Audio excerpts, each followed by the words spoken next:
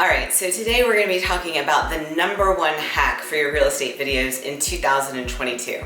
I'm going to talk about what I tried and doesn't work and what I have proven time and time again by having successful videos and tons of sales off of my real estate channel works. So in this video coming up right now, I'm going to give you my #1 hack for your real estate videos in 2022. So stay tuned. You're not going to want to miss this video.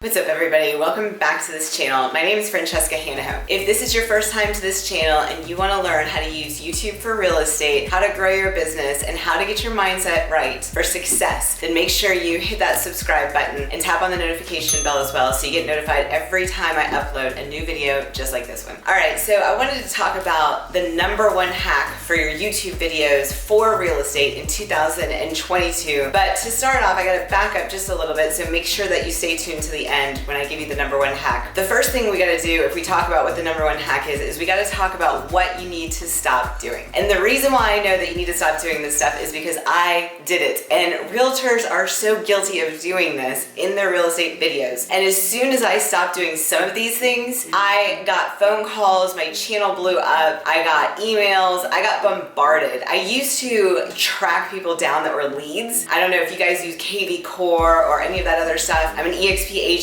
so KV Core comes free to us, and I used to use it all the time on Facebook. I used to have people sign into it when I was doing open houses, and I would have to track these people down. But now I have my website hooked up to my YouTube channel, and everybody goes onto my website and signs up on my KV Core, and then they call me and they track me down, and they're like, hey, you know, I signed up for your emails to get listings and blah blah blah, and I was wondering if I could talk to you. And I'm like, yeah, of course, absolutely. So these are some of the things that you need to stop doing. And when I stopped doing it, my channel became super successful. It's generated over $12 million in sales this year, and I'm only in August. So I'm super excited for all of the business that this channel is bringing, and it's just my first channel. I just added a new playlist to this channel for a different part of Florida, which is where I'm from, and I'm super excited to see all the sales that generate out of this new playlist. So let's get right into it. The #1 thing that you need to stop doing is introducing yourself in the very beginning of these videos, because it's so important not to be salesy in these videos. You want to be relatable.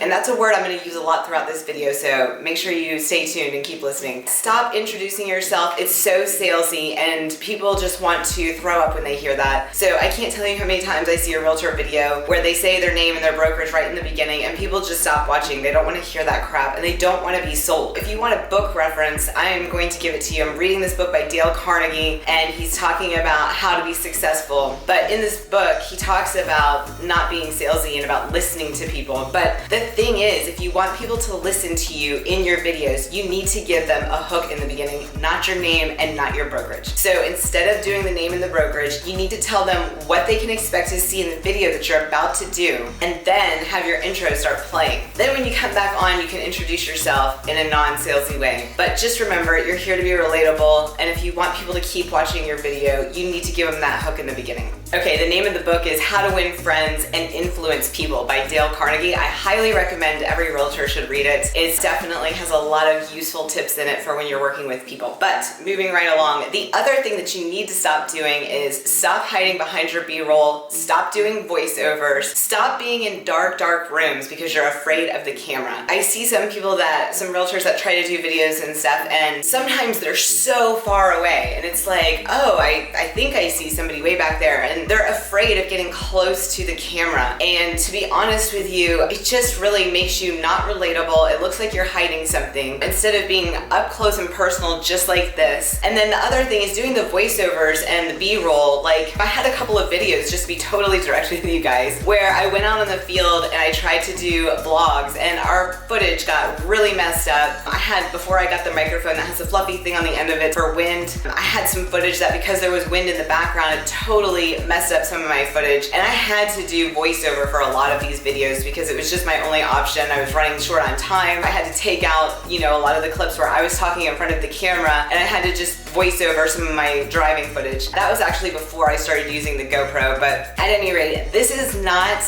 good for winning over clients, because when you get up close and personal to the camera, you're really going to win over people. They're gonna relate to you, they're gonna wanna call you, they're gonna wanna work with you. And it just reminds me of when I started my YouTube channel. I started it out as a family vlog because I really didn't know what I was doing. I just knew I wanted to vlog, I wanted to do something. And the first video I did, I had no clue what I was doing, but I took my little Sony camera that I'm recording on right now, I set it up in a window ledge, and I just started talking about what was going on at the time with real estate, with COVID, with my kids, having to maybe homeschool them because I wasn't sure, but I was super close up to the camera. And all the other videos I did about my family vlog after that were totally different. I didn't do that ever again. And even my daughter says to me, who's my older daughter, she's like 26 now, she was like, Mom, the first video you did was the best because you just sat there and you talked to the camera and you were so close to the camera. It was really raw and it was upfront and it was personal. And she's like, you should really do more videos like that. So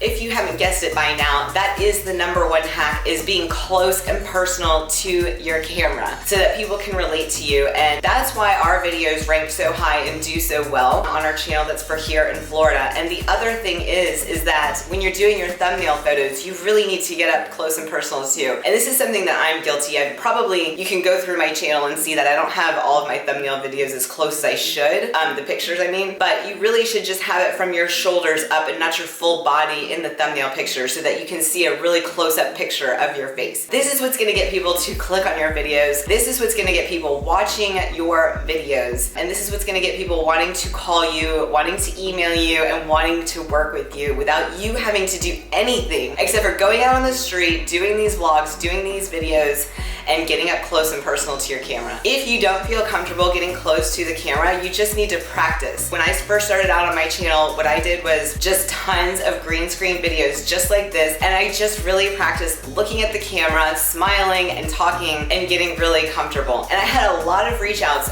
over these green screen videos that I did where people they loved it. And they loved I had a lot of compliments about my on-camera presence and everything like that. People are always telling me that because of my presence, they wanted to call, they wanted to work with me because I seem so positive and upbeat. So these are things that are just super easy to practice with a camera in front of the green screen. And also, if you don't feel comfortable yet about talking about real estate, talking to somebody on our team and she's new to real estate, she doesn't feel 100% comfortable talking about real estate just yet. And I told her, don't talk about real estate, then talk about your experience of moving here, because she just moved as well. I'm like, talk about your experiences, talk about what it's like to live here, talk about the differences of living here compared to where you came from. Talk about things that you feel comfortable though. If you don't feel comfortable talking about that and you need to get comfortable on camera, talk about cooking, talk about something you're passionate about, just to get comfortable on camera. All right guys, if this is something that you still feel like you need help with, make sure you reach out to me, give me a call, shoot me a text, or send me an email, because we are always looking for like-minded agents to partner up with. I will see you on the next video. Bye-bye guys.